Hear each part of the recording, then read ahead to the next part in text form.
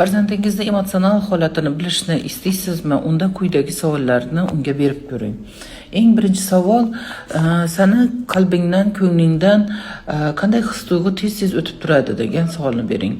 Ikkinchi savol, senda qanchalik tez-tez tushun kayfiyat, yig'laging keladi, jahling chiqadi va buning sababini bilmaydigan holatlar tez-tez uchrab turadimi degan savolni bering.